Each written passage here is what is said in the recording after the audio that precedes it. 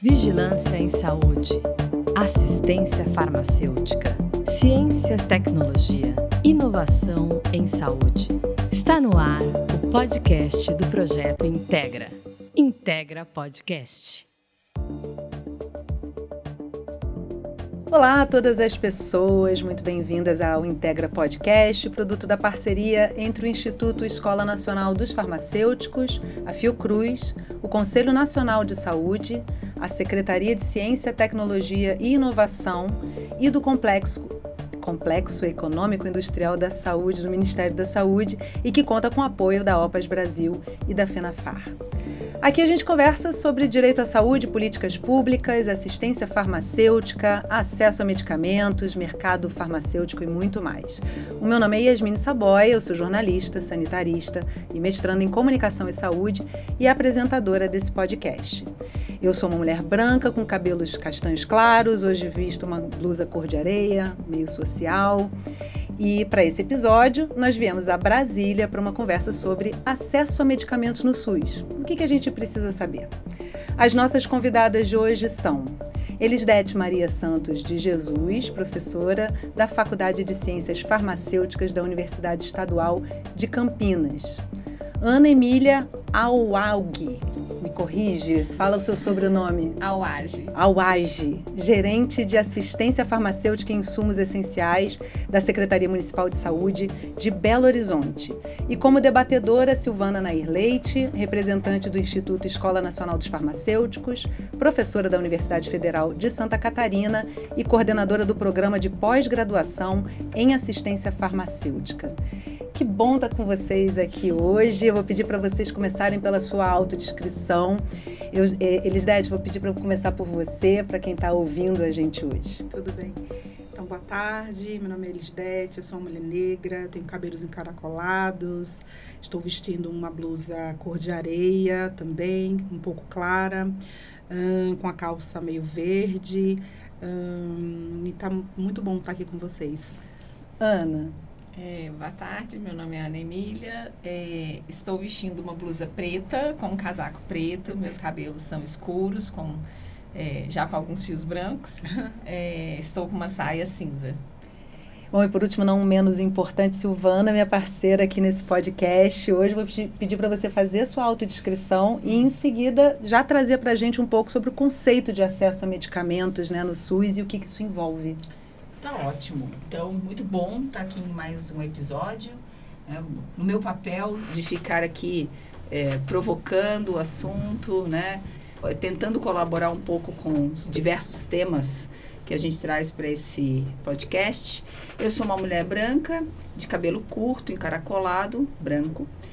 Estou vestindo uma camisa amarelo mostarda, seria isso, essa cor, gente? Acho que sim. Amarelo mostarda. Bom, então como o nosso tema de hoje é acesso a medicamentos no SUS e o que a gente precisa saber, acho que é bom a gente começar definindo o que é acesso. Porque parece muito óbvio, mas talvez não seja tanto. Né? Então, o acesso muitas vezes é entendido como ter medicamentos na prateleira. Se tem medicamento na prateleira, então há o acesso. E não é bem assim. Vocês, a Elise e a Ana, que conhecem muito bem do assunto, sabem que não é bem assim, né, gente? Então, o acesso, ele tem alguns atributos necessários para acontecer. Tanto da parte do serviço de saúde, quanto da parte de quem vai usar ou quem precisa do medicamento. Então, da parte do serviço de saúde, quando a gente fala em acesso, além do produto em si, que é o que normalmente se pensa, é como muitas vezes os gestores estão acostumados a pensar, né? Porque é assim que parece que é mesmo. Então, você tem o produto, está tudo resolvido. Só que, de verdade, o acesso acontece se eu minimamente tenho, além do produto, eu tenho a estrutura para que isso aconteça, estrutura física mesmo, estrutura organizacional, sistemas de informação, tudo isso faz parte da estrutura. E eu tenho força de trabalho preparada para isso. Então, eu preciso de gente. Ainda que com tecnologias envolvidas cada vez mais nesse processo, a gente precisa de gente. E gente que sabe o que está fazendo. Né? Sabe? Gente que vai contribuir para que a pessoa que precisa do medicamento tenha de fato, o melhor resultado possível daquele medicamento.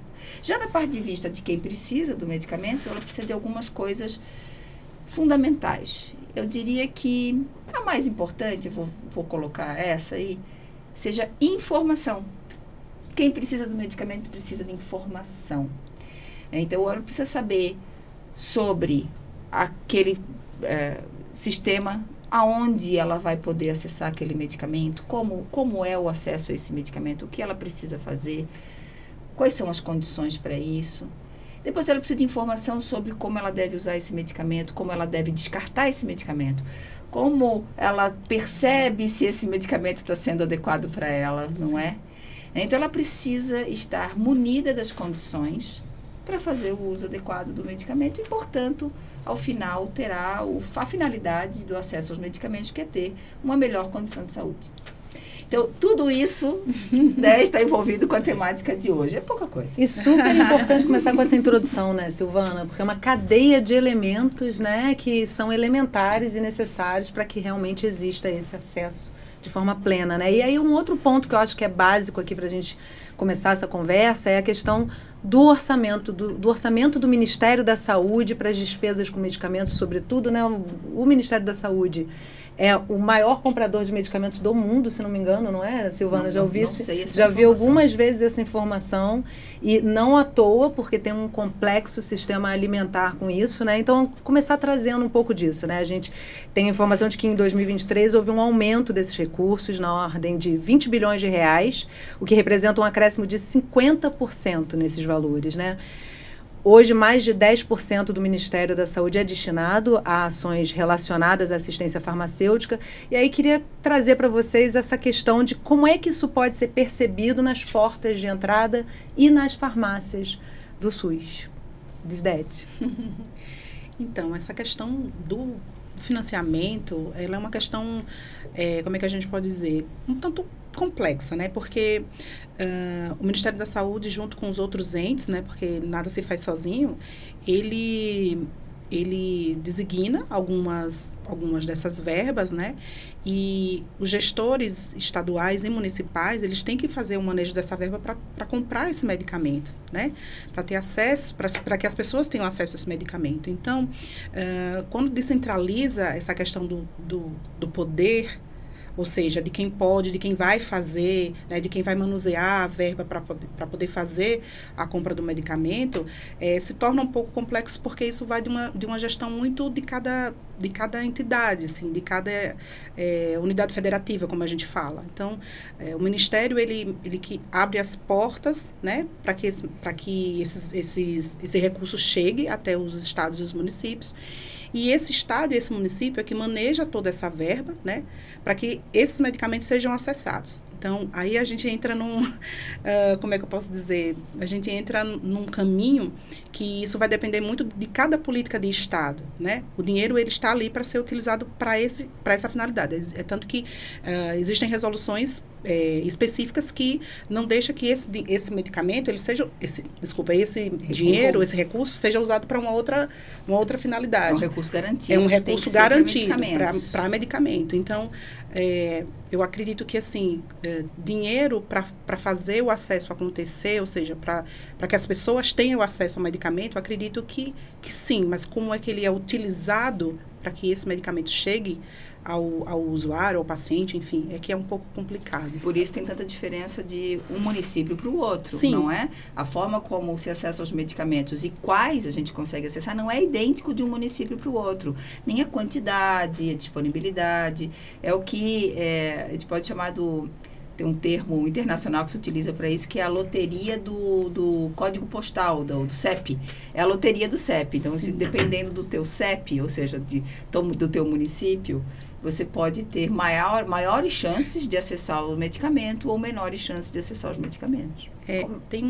Só para reforçar esse exemplo que a Silvana acabou de colocar, hoje eu moro em Campinas, né? E a gente trabalha muito num outro município que é Paulínia, que é um município vizinho, né? E existe uma lista básica de medicamentos que é utilizado em Paulínia e uma lista básica que é usada em Campinas. E a lista básica dos medicamentos em Paulínia, é quase 2 vezes o que tem em Campinas, e existe um acesso a medicamentos que na lista básica de Campinas, por exemplo, a gente não utiliza. Né? Então, assim... É um exemplo da loteria, né? É um exemplo da loteria, né? Mas aí entram ainda os fatores epidemiológicos, né? O que é que realmente é necessário para aquele município, né? Quais as doenças que mais acometem, se tem mais idosos, menos... Enfim, das diferentes regionalidades, né? Da gestão da saúde. Ana, traz um pouquinho da sua experiência para a gente de Belo Horizonte. Esse assunto é muito interessante e é muito próximo da minha rotina, da minha realidade. Porque, assim, existe sim um recurso para medicamentos, né? Principalmente quando a gente pensa no âmbito municipal, você falou das portas de entrada dos usuários. A principal porta de entrada dos usuários para acessar medicamentos vão ser através das farmácias públicas, né? Quando a gente fala aí dos medicamentos mais comuns utilizados pela população, hipertensão, diabetes, medicamentos de planejamento familiar, entre outros, né, medicamentos agudos, além do programa Farmácia Popular, que é acessado através das farmácias e drogarias privadas. Mas no âmbito do SUS, 100% SUS, das farmácias públicas, existe um recurso, que é carimbado, só para se comprar medicamentos. Mas a suficiência desse recurso é algo que precisa ser mais aprofundado, porque existe uma questão da gestão local, da gente gerir bem os recursos e disponibilizar, né, listas de acordo com as condições de saúde dessa população. Mas existem essas questões financeiras também, porque a Relação Nacional de Medicamentos, a RENAME, ela que vai nortear a questão das listas municipais ou estaduais e também ela implica na questão do financiamento. Municípios que querem disponibilizar outros itens, além dos que estão previstos na RENAME, eles têm que dispor de recursos próprios para fazer essa oferta de medicamentos. Então, assim, a arrecadação municipal, como esse município consegue fazer essa gestão, eu falo que não adianta, a gente tem uma lista, né, de medicamentos, eu brinco muito que não pode ser uma lista de desejos. O que a gente gostaria que tivesse numa lista de medicamentos? Mas é o que o município consegue, de fato, garantir para essa população. Porque esse medicamento, ele tem que estar ali em quantidade adequada, no tempo oportuno. E, às vezes, os municípios, se não fazem essa análise orçamentária adequada, corre um risco de faltar medicamentos básicos importantes por uma questão de, podemos incluir isso, a pressão de incorporação, né, nos municípios é grande, né? Então, assim, é sempre muito importante a gente ter como eixo norte a RENAME, que é a Relação Nacional, lembrando, claro, das variações epidemiológicas de cada população. Mas essa questão da suficiência do recurso, né, da importância da gestão local é muito importante. Como a Silvana colocou também, isso só vai fazer sentido, gente, quando a gente, além de ter esse medicamento, que o usuário usa ele corretamente. Sim. Porque senão todo esse investimento... O uso racional, que é exatamente o próximo tópico, eu acho que a gente tem que trazer mesmo, né, Silvana? Agora, que dá... eu ainda falo sobre... também um pouco de dados. Quando a gente fala... do recurso que existe do Ministério da Saúde, né? Nos últimos... a gente vai sair um estudo agora na Revista de Saúde Pública sobre o repasse de recursos e o investimento municipal em assistência farmacêutica de 2016 a 2020 ou 2022, não me lembro muito bem agora. Onde teve aumentos. Sim. Desse recurso. Do componente básico. Do componente básico. E teve uma mudança, né? Que passou a ter, considerar o IDHM em 2019. Município, né? Ou seja, o índice de desenvolvimento humano, né? A condição social do município. Então, os mais considerados mais vulneráveis têm uma porcentagem maior, mas a diferença é muito pequena. Muito pequena. Então, nesse estudo, foi avaliado esse investimento municipal. E a grande conclusão, afinal, é que os municípios mais vulneráveis continuam sendo mais vulneráveis. Ou seja, o munícipe, a pessoa, o cidadão de alguns municípios mais vulneráveis, em que a condição socioeconômica já é mais precária, sim, que a estrutura geral do município já tem mais deficiências. Isso tudo implica em condições de vida do sujeito. A chance dele acessar todos os medicamentos que ele precisa na rede básica também é mais difícil, sim, porque por uma questão orçamentária, o orçamento também é menor nesses municípios. Sim. Então, veja... A equidade não está aplicada, né? É uma soma de fatores, não é só ter o medicamento. Sim. Quando tem menor disponibilidade de medicamentos, Também tem menor disponibilidade de serviços, também tem menor concentração de força de trabalho, de profissionais nesses municípios. É um combo. Então, esse combo é muito perigoso, não é? Então, acho que a gente tem que sempre pensar a questão da disponibilidade de medicamentos, também pensando no conjunto do cenário onde isso se dá. Vocês querem comentar, Elisdete? É interessante essa fala da Silvana, porque esse conjunto de ações, ele tem a ver com essa questão da população ter realmente onde a população mora, a condição de vida da população, né? Até estigmas sobre onde aquele indivíduo, onde aquela pessoa mora. Eu trago um exemplo muito real assim na minha mente agora, que eu trabalhei numa unidade de saúde, que essa unidade lá na minha cidade, né, que é Aracaju, ela ficava num antigo lixão da cidade. Então tinha um estigma sobre esse bairro. Claro. E antiga lixeira da cidade. Então esse bairro por muito tempo foi esquecido, porque as pessoas que moravam lá eram pessoas que moravam à beira, né, à margem do...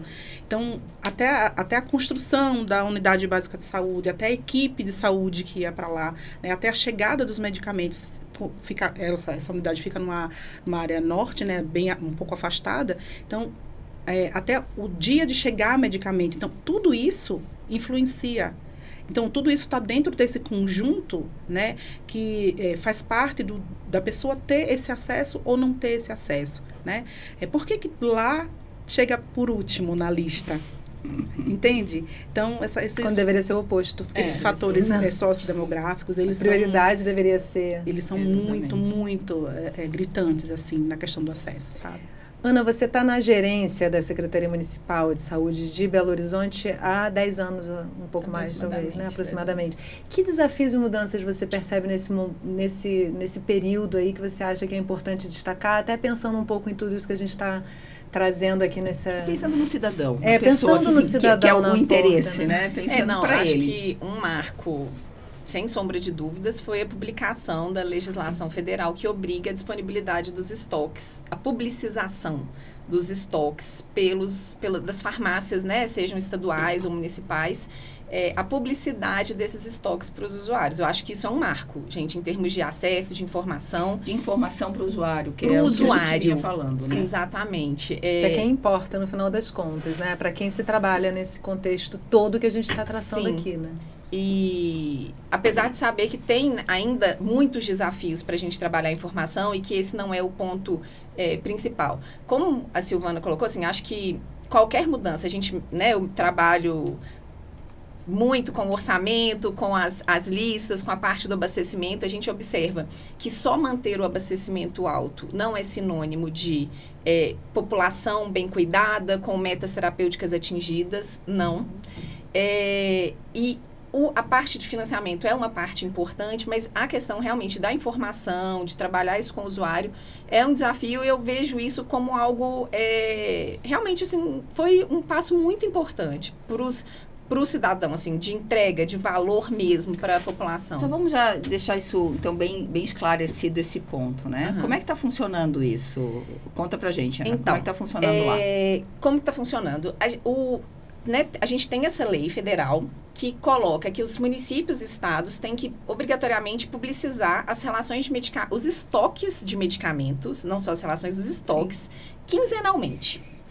O que eu observei de forma geral, a gente até para elaborar essa ferramenta em Belo Horizonte, a gente fez um estudo para avaliar como que os estados e municípios estavam fazendo. Existem várias formas de disponibilizar essa informação, falando se o item está disponível em quantidades, né? 50 mil comprimidos, 50 comprimidos, ou se o item está abastecido ou não. Mas a informação, ela está chegando. Outra coisa é que alguns, de acordo com o desenvolvimento, né, da tecnologia da informação neste lugar, essa informação ela pode estar mais ou menos fácil. A obrigatoriedade é de publicização quinzenal. Alguns municípios já trabalham com esse dado diário, né? Porque às vezes você vai ver um dado de 15 dias, você vai chegar na farmácia para buscar seu medicamento, não tem mais. E aí, que valor que está tendo essa informação está disponível, né? Então, assim, tem municípios com sistemas informatizados que conseguem fazer essa disponibilidade de informação de um tempo mais justo, mais adequado para a população, e outros estão mantendo essa publicização quinzenal. Então, está sendo assim, mas ainda são desafiadores, porque muitas vezes os nomes comerciais, a nomenclatura genérica, ela não é fácil de acesso ao cidadão. Sim. Então, às vezes, eles têm dificuldade. Nossa, exatamente. E com a letra do médico, principalmente, aí é uma soma de fatores, né? Uma coisa que a gente fez que foi legal, que a gente, antes de disponibilizar o link, a ferramenta, a gente chamou o controle social, né? A gente tem a Câmara Técnica de Assistência Farmacêutica que testou a ferramenta. Então, os usuários testaram a ferramenta antes de disponibilizar ela no site, assim, como uma forma de tentar aproximar dessa necessidade. Então, acho que foi uma experiência bacana de ser feita. E esse diálogo com o controle social é essencial para a formatação do que vai se colocar com as políticas, né? Como a gente faz a política para o cidadão sem ouvir esse cidadão, sem estar próximo do cidadão, é algo que... É uma política antiga, eu acho que é uma questão bastante importante, né? Porque nem sempre a gente vê isso acontecendo na hora de definir. Aliás, exemplo, bem raramente a gente vê isso acontecendo. Serviços, né? Onde vai estar disponibilizados os medicamentos no município, não é? Raramente a gente vê isso sendo discutido no âmbito do Conselho Municipal de Saúde, dos conselhos locais de saúde, para definir como que é melhor para a população, né? Então, muitas vezes, a organização de como vai estar disponibilizado o medicamento, ele é na lógica do como fica melhor para o própria gestão, para os próprios profissionais, e não para quem interessa. Então, que horário que vai estar aberto, quais medicamentos estão disponíveis aonde, não é? Então, definitivamente é uma temática que os conselhos de saúde precisam se apropriar. Tá? Precisam se apropriar. Precisam. Eu não tinha combinado isso com você, mas aproveitando o tema, o Projeto Integra vai lançar, acredito que agora no segundo semestre, no início do segundo semestre de 2024, um manual, um material de apoio, de formação e um curso para conselheiros de saúde sobre assistência farmacêutica e acesso a medicamentos, com questões desse tipo, né? Como que eu avalio como é que está a assistência farmacêutica e o acesso aos medicamentos no meu município? Que questões são cruciais, né? Como eu penso não só o produto na prateleira, mas, né, numa questão mais completa de acesso mesmo. Então, em breve, a gente vai ter aí essa possibilidade a gente vai trabalhar com os conselhos de saúde, né, no Brasil, e vai ter o material disponibilizado, como todos os nossos materiais sempre. Eu acho que é uma temática que vai, inclusive, ajudar a gestão da assistência farmacêutica. Quando você tem usuários mais preparados também para colaborar na construção dessa política, com certeza. Não é? Muito interessante, porque a gente já está fazendo aqui a promoção para todo mundo ficar ligado, né? E já publicitando aí, porque é essencial realmente, né? Fazer essa formação do conhecimento para esses conselheiros, na necessidade, né? Mesmo de que o controle social esteja mais apropriado e consiga intervir mais decisivamente sobre a política de assistência farmacêutica. E aí já faço aqui um gancho para o papel das universidades, né? E para a formação, né? Eles devem, assim, primeiro, essa mão de obra estagiária, que acho que até a forma de se colocar não é essa, né? Sim. Mas como é importante desde a universidade se começar a dialogar com esse lugar, né, do acesso ao medicamento, para que haja essa formação que vem nos cursos posterior desde da universidade. Como é que você vê essa parceria das universidades para que facilite-se, né, essa implementação de políticas de acesso? Olha, eu vejo que a universidade ela tem um papel crucial, né? Acho que um ponto positivo é a questão da curricularização da extensão. Né? A curricularização da extensão, ela vem num momento onde a universidade tem muito o que oferecer, mas ainda está muito intramuros. Então, agora é o momento da universidade ir extramuros e onde a população realmente mais precisa. Então, quando a gente fala de medicamento, todo o material que é construído dentro da universidade, esse material ele tem que se fazer chegar na população. De que maneira? Uma maneira muito mais simples que eu vejo de acontecer é com essas ações de extensão. Com as ações de extensão, eu consigo articular com as unidades básicas de saúde, eu consigo articular com as escolas, eu consigo articular com os conselhos, eu consigo articular com as associações de moradores, com os projetos. Promover informação para a sociedade. Promovendo informação para a sociedade. Informação essa que muitas pessoas não sabem dos direitos que ela tem, né? E acha que a unidade de saúde é um lugar onde eu só vou para resolver aquele problema que é pontual. Sendo que a universidade, ela entra nesse meio, né? Nesse momento, onde a gente pode desenvolver materiais, onde a gente pode fazer ações. E essas ações, elas precisam ser contínuas. Não é uma coisa pontual. Por quê? Porque a sociedade, ela é cíclica, né? As coisas, elas vão acontecendo. Hoje eu estou num grupo de mulheres que sei lá, participa, né, de uma ação lá na Associação de Moradores. Amanhã eu já estou num outro grupo, né, um grupo de homens que são trabalhadores, que são... Né, um outro momento eu já quero ir para um grupo de jovens. Então, assim, como é que a universidade pode contribuir? E eu digo assim, especialmente o curso de farmácia, é um curso muito amplo, né? A nossa área, em termos de atuação, são... nem sei mais quantas hoje a gente tem, né? E quando a gente chega na população, a população às vezes precisa de coisas simples, como, por exemplo, saber como ela acessa o medicamento, saber de que forma ela vai utilizar, saber por quanto tempo ela pode armazenar, por quanto tempo, né? E onde eu vou descartar, né? Simples e essenciais, Simples né? e essencial. Necessárias. Simples, essencial e necessário. Agora, neste processo, ganha a sociedade, mas ganha a universidade também. Totalmente. Sim. Porque tem que ser uma via de mão dupla, sim, totalmente. E assim, quando a gente fala que a universidade ela pode ir extramuros, a gente precisa trabalhar com comunidades que realmente estejam naquele entorno, sabe?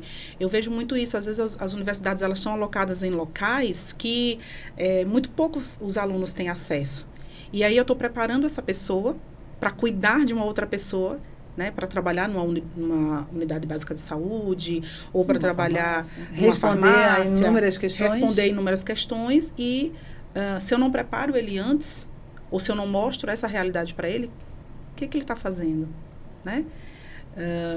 A gente fez uma ação agora de extensão, né, tem mais ou menos um mês, foi relativa ao uso racional do medicamento, ao mês de maio, né? E nós fomos junto com os agentes comunitários de saúde, que é um outro, como é que eu posso dizer? É um elo, né? Um outro integrante, principal, assim. E muitos dos nossos alunos não sabiam quem eram esses agentes comunitários. Professora, mas o que essas pessoas fazem? Eles dão conta de tudo? São tão fundamentais, né? Uma aluna parou assim, como? Como é que eles conseguem atingir tantas famílias? Aí, professora, mas eles têm recursos? Não, muitos vão andando, batem de porta em porta, né? Então, e a gente fez essa extensão com os alunos, e foi muito bom, porque os alunos puderam ir, né? A gente pediu licença junto à prefeitura, né? Conseguimos lá o acesso junto ao agente comunitário, e foi a primeira vez que eles tiveram contato com a comunidade, e como essa comunidade tinha dúvidas simples na utilização, no descarte e no armazenamento desses medicamentos, né? Então, isso tudo é acesso, porque eu vou na unidade, pego o medicamento, mas e o depois? Então, foi muito interessante. Os agentes comunitários de saúde, eles fazem um trabalho belíssimo. E essa ação de extensão, o que é que ela nos trouxe, né? Ela leva a universidade a pensar de duas maneiras. Como é que essa formação que a gente está dando dentro das universidades para atingir essas comunidades? Como é que estão nossos currículos? De que forma eu posso integrar isso? Né, diante de tantas atividades que o farmacêutico hoje tem, né? E um outro ponto crucial será que a gente ainda vai ter condições de fazer essas mudanças a tempo de todas essas pessoas que estão entrando nos cursos, verificar, ou a gente só quer formar pessoas para trabalhar na indústria, para ganhar dinheiro, né? Pois essa é uma grande discussão, né? Silvana, eu queria te perguntar se não é um momento oportuno para a gente falar um pouco do qualifar, né? Que a gente está falando de qualificação profissional, está falando de qualificação de informação, e tem um programa... Sim, que é um programa que já tem há muitos anos, né? de incentivo aos municípios para estruturar e qualificar mesmo. Programa Nacional de Qualificação da Assistência Farmacêutica. A assistência farmacêutica atinge um grande número de municípios e que entende a assistência farmacêutica como não é só comprar medicamentos. Né? Eu acho que é o grande exemplo que a gente tem de política pública que tira o foco de comprar medicamentos e para, na verdade, investir na estrutura, investir na equipe. Na complexidade do sistema, isso tudo que a gente está chamando de acesso, né? Ainda que seja um programa ainda pequeno, ele poderia ser maior, né? Talvez, assim, sempre quer mais.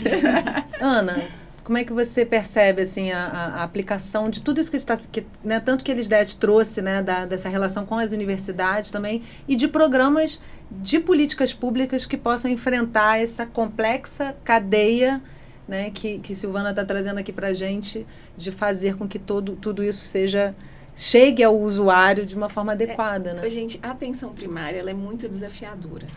Assim, muito desafiadora. Eu falo porque, né, é um exercício, assim, a assistência farmacêutica, ela também, a gente tem que fazer esse exercício de entrar em outras coisas e entender a atenção primária nessa complexidade toda, porque são várias questões. Eu queria chamar a atenção... Aí eles trouxeram a questão do ACS, que é uma figura, assim, na hora que você fala, o meu coração até palpita, porque é muito importante. O farmacêutico, na atenção primária, o que a gente observa? A gente vê uma população que precisa de muita atenção, de várias orientações, e ele sozinho, ele não consegue, não tem agenda para conseguir atender todos os pacientes que estão ali descompensados, que são passados pela equipe de saúde da família, mesmo com uma agenda de grupo, muitas vezes ele tem que olhar, né, a parte da gestão técnica do medicamento dentro da farmácia, de ter o estoque desse medicamento chegar, e a parte também da parte assistencial, né, tem essas vertentes, essas duas grandes vertentes sempre na sua atuação, que é fazer os grupos, fazer as atividades coletivas, atender os pacientes, só que a gente precisa... trabalhar esses outros braços, né? Direcionar muito. Eu vejo o ACS com uma força enorme. Sim. Porque ele está na casa do usuário. O farmacêutico, né? Acho que a integração com a universidade ela é muito importante, mas a gente não consegue, também trabalhar em atenção primária, em unidades básicas, você não consegue estar em tantos lugares como o ACS está. E uma pessoa que poderia passar tantas informações de descarte, de olha, você está bem, você está se sentindo bem, ele é um grande termômetro ali da vida próxima do usuário.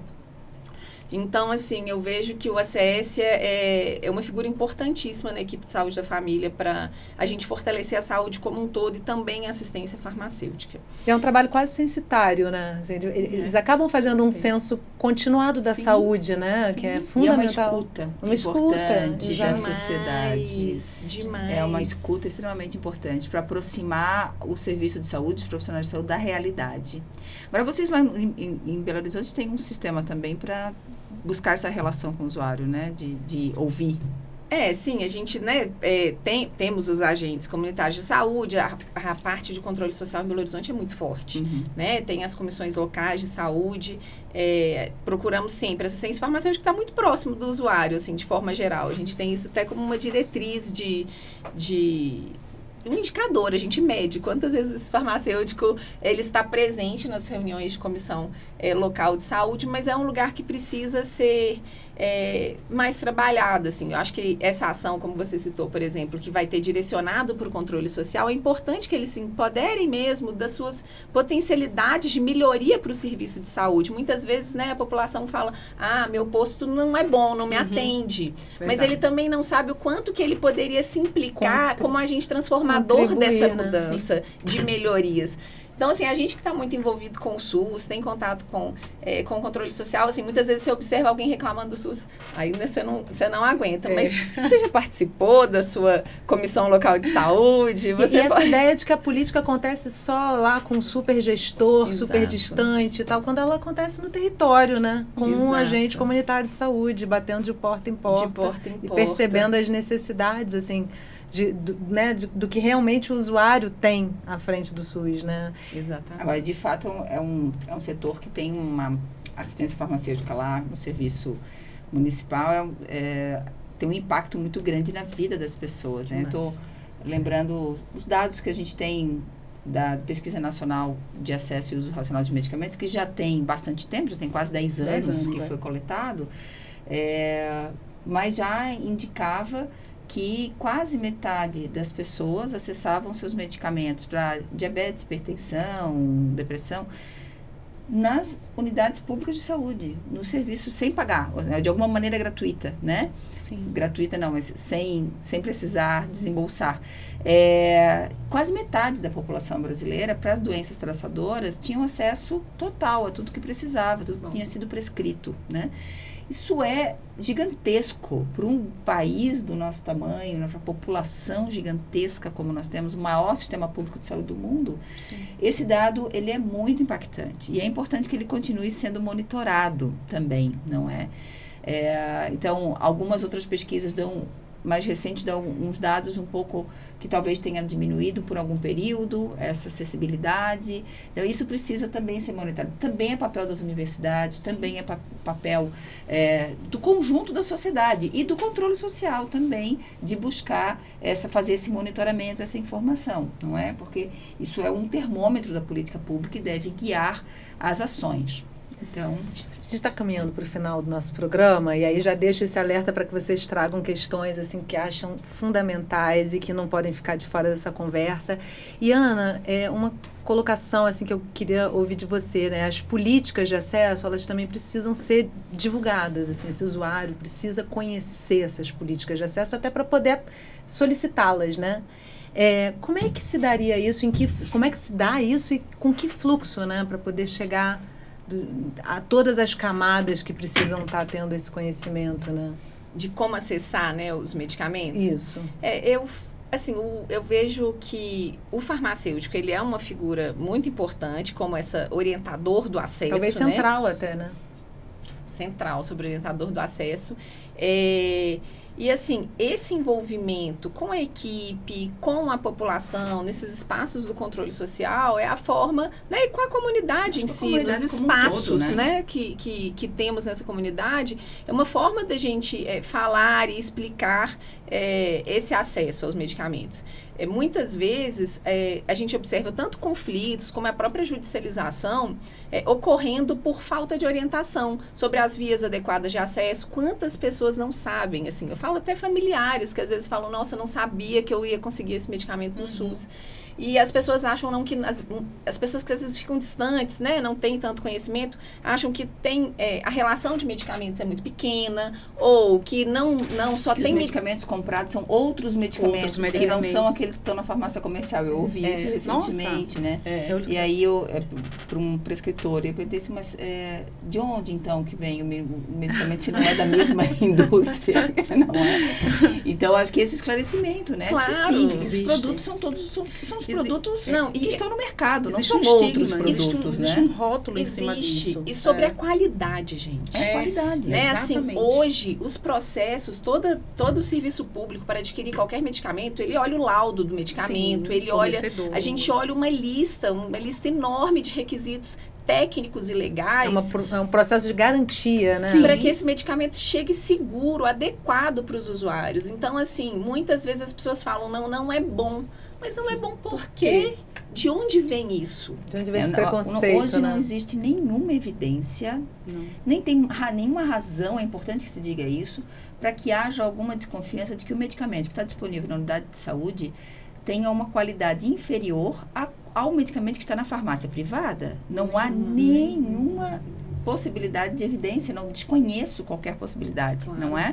Então, a farmácia comercial tem um número enorme de fontes, né? Então, diferentes laboratórios, diferentes apresentações. Então, ela também, assim, são os produtos que também estão disponíveis para compra, né? Quando você compra lá para o teu município, são esses mesmos medicamentos, não são outros medicamentos. Se fosse apresentar algum tipo de risco ou problema, seriam os mesmos riscos e os mesmos problemas que tem na farmácia comercial. É bem interessante esse ponto, porque assim...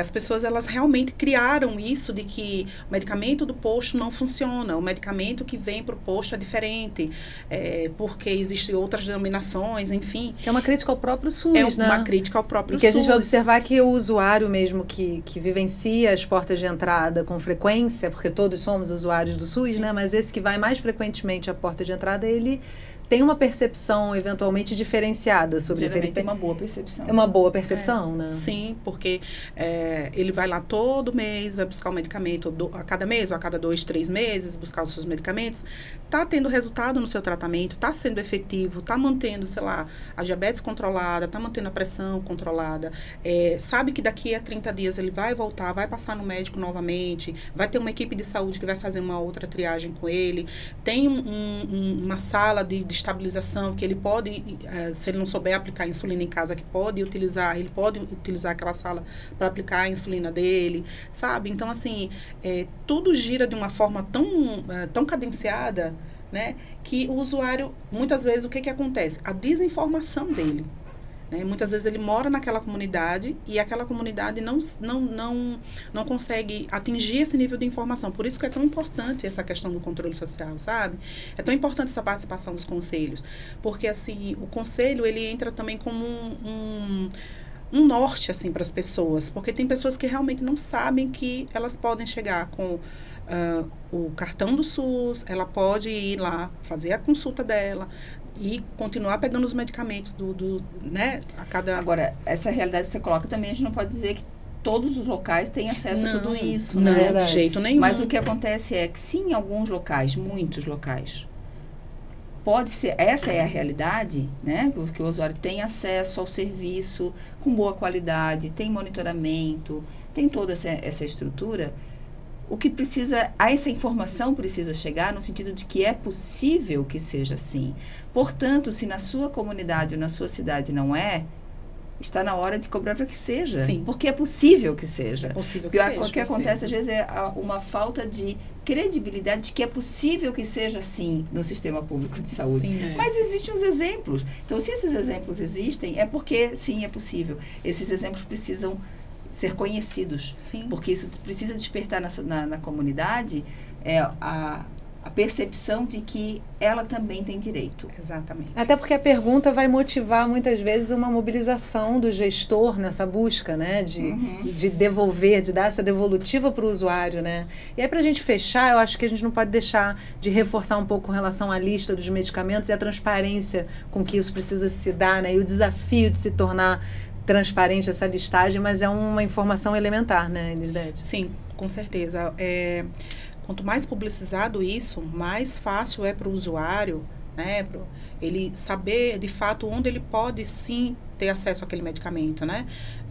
Não são só os medicamentos da assistência básica, sim, né? E vai evitar muita peregrinação, SUS, hoje né? Tem os medicamentos chamados de alto preço, alto os medicamentos para doenças raras, sim. medicamento para... Isso talvez, inclusive, reduza a judicialização, né, Silvana? Sim. Uma vez que a pessoa tem o conhecimento de onde encontrar. Sim, e tem os medicamentos do componente que a gente chama de estratégico, né? Então tem para HIV, tuberculose, hanseníase, né? E como acessar isso, né? O básico é o usuário ele ir procurar a unidade básica de saúde, né? Que é a porta principal de entrada, com o cartão nacional do SUS, né? O cartão, seu documento.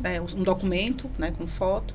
Né? Se ele não reside, se está residindo ali naquele bairro há pouco tempo, ele faz um cadastro que é muito simplificado, ele já sabe a que equipe ele vai pertencer, né? Qual é a equipe de saúde que pode estar visitando ele, e quais os dias que ele vai ser direcionado para ser atendido, e o momento que ele precisar, né, ele pode chegar na farmácia e retirar o medicamento dele e fazer uso, né, de acordo com aquelas orientações, né? Mas é como a Silvana colocou, né? Tem localidades que esse acesso... Tem que olhar cada local. Sim, isso concretamente, isso é uma né? política assim muito interna de cada município, como cada município, cada estado. Mas o direito isso é o mesmo. O direito é o mesmo. As pessoas têm o direito de ser atendidas. O direito é o mesmo. De forma equânime, inclusive, com esses desafios, né? Com certeza. E lembrando que essa relação, assim, ele pode procurar a unidade básica dele, mas ele também pode procurar na internet essa relação.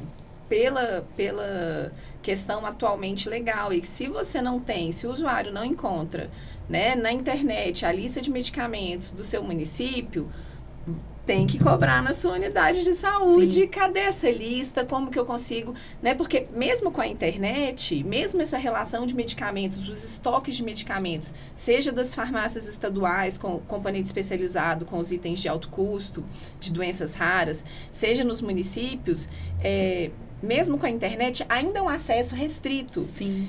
Que muitas vezes os usuários não conseguem ou não sabem, né? Assim, Como achar pessoas essa idosas, informação, né? como achar essa informação. Então, também buscar isso, procurar na sua unidade, buscar o seu farmacêutico de referência, E ou as sua unidades de saúde equipe. tem que ter a informação. Ela tem que disponibilizar. Essa informação para Usuário as pessoas. ao usuário cabe essa provocação, né? Para Cabe poder essa provocação. justamente modificar o que Cobrar não os seus tiver. direitos. Cobrar os seus direitos, exatamente. Gente, a gente precisa concluir o programa hoje. Mas quero agradecer muito, Elisdete, Ana, pela presença de vocês aqui com a gente. Minha parceira Silvana, sempre trazendo contribuições excelentíssimas. Que bom estar com vocês aqui. Você vai encontrar os livros e os demais produtos do Projeto Integra e ouvir todos os episódios da primeira e da segunda temporadas no endereço escoladosfarmacêuticos.org.br/integra, no Spotify e no canal do Instituto Enfar no YouTube /Enfar. Aproveita para seguir a gente no Instagram, @oficial_integra e em todas as nossas redes. A gente fica por aqui. Até a próxima.